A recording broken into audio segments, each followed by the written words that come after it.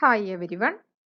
Through this class, we are going to study the definition of discrete time Fourier transform, development of discrete Fourier transform, definition of DFT and inverse DFT, frequency spectrum using DFT, and relationship between DFT and Z transform.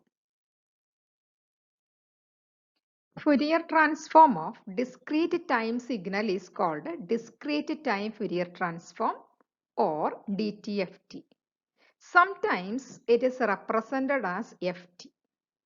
Let x of n equal to a discrete time signal, then x of e raised to j omega is known as Fourier transform of x of n.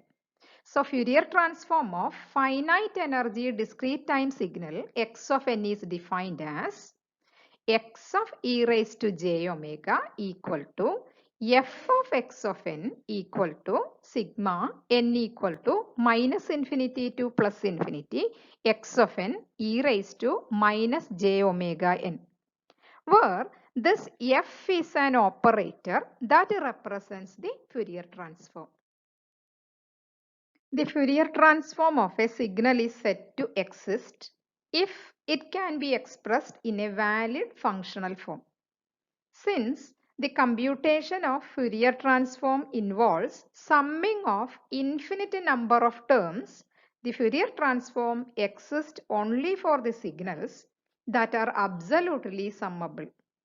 That means the given signal x of n, the x of e raised to j omega exists only when sigma n equal to minus infinity to plus infinity modulus of x of n is less than infinity. Next we consider the development of discrete Fourier transform from DTFT. The frequency domain representation of a discrete time signal obtained using discrete time Fourier transform or DTFT will be continuous and periodic function of omega with a periodicity of 2 pi. In order to obtain discrete function of omega, DTFT can be sampled at sufficient number of frequency intervals. Let x of e raised to j omega be discrete time Fourier transform of discrete time signal x of n. The discrete Fourier transform or DFT of x of n is obtained by sampling one period of the discrete time Fourier transform x of e raised to j omega at a finite number of frequency points. The frequency domain sampling is conventionally performed at n equally spaced frequency points in the period 0 less than or equal to omega less than or equal to 2 pi. The sampling frequency points are denoted as omega k and they are given by omega k equal to 2 pi k divided by n for k equal to 0, 1, 2, 3 up to n minus 1. Now the DFT is a sequence consisting of n samples of DTFT. Let the samples are denoted by x of k for k equal to 0, 1, 2, 3 up to n minus 1. Therefore, the sampling of x of e raised to j omega is mathematically expressed as x of k equal to x of e raised to j omega at omega equal to 2 pi k by n. Here the k values are 0, 1, 2, 3 up to n minus 1. The DFT sequence starts at k equal to 0 corresponding to omega equal to 0 but does not include k equal to n corresponding to omega equal to 2 pi. Generally, the DFT is defined along with number of samples and it is called n-point DFT. Next, we consider the definition of discrete Fourier transform or definition of DFT. Let x of n equal to discrete time signal of length L. X of k equal to discrete Fourier transform of x of n. Now the n-point DFT of x of n where n greater than or equal to L is defined as DFT of x of n equal to x of k equal to sigma n equal to 0 to n minus 1 x of n e raised to minus j 2 pi k n by capital N for k equal to 0, 1, 2, 3 up to n minus 1, where DFT is the operator that represents discrete Fourier transform. Since x of k is a sequence consisting of n complex numbers for k equal to 0, 1, 2, 3 up to n minus 1, the DFT of x of n can be expressed as a sequence x of k equal to set x of 0, x of 1, x of 2, dash dash up to x of n minus 1. Next, we consider the frequency spectrum using discrete Fourier transform. The x of k is a discrete function of frequency of discrete time signal omega, and so it is also called as discrete frequency spectrum or signal spectrum of the discrete time signal x of n. The x of k is a complex valued function of k, and so it can be expressed in rectangular form as x of k equal to xr of k plus j xi of k, where xr of k is the real part of x of k and xi of k the imaginary part of x of k. Now, the magnitude function or magnitude spectrum modulus of x of k is defined as modulus of x of k the whole square equal to x of k into x star of k, or modulus of x of k equal to root of x of k into x star of k, where x star of k is complex conjugate of x of k. Alternatively, modulus of x of k square equal to x of k into x star of k, that is equal to xr of k plus j into xi of k into xr of k minus j into xi of k, or it is equal to xr of k square plus xi square of k. Therefore, modulus of x of k is equal to root of xr of k square plus xi square of k. Next topic is phase function or phase spectrum.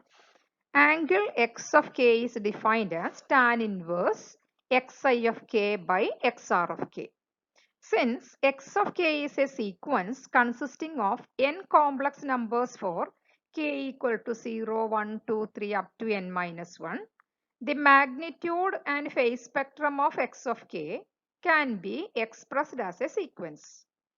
First, we consider magnitude sequence. Magnitude sequence is modulus of x of k, which is a set of modulus of x of 0, modulus of x of 1, modulus of x of 2 dash dash up to modulus of x of n minus 1.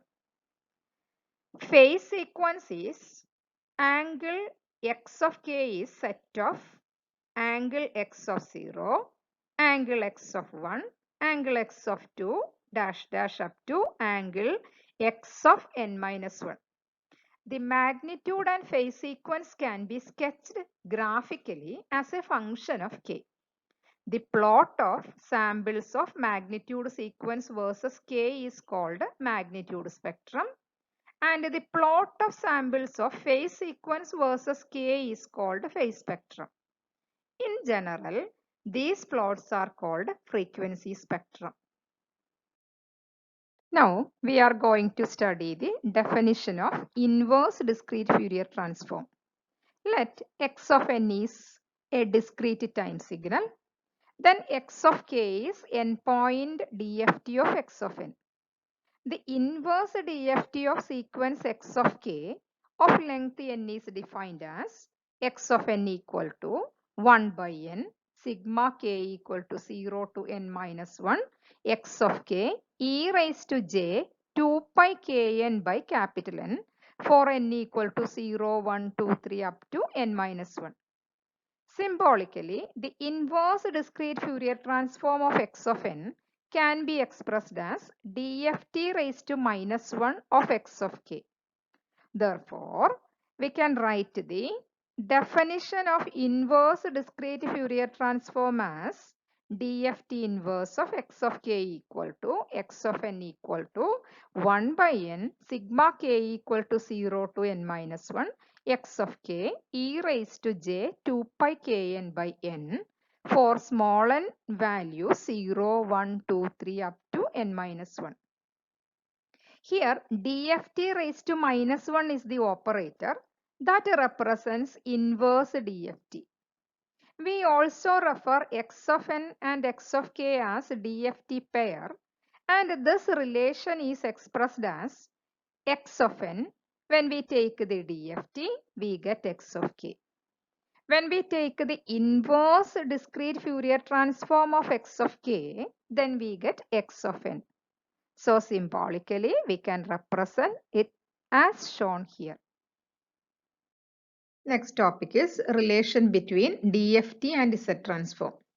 The Z transform of n-point sequence x of n is given by Z transform of x of n equal to x of z equal to sigma n equal to 0 to n minus 1 x of n z raised to minus n.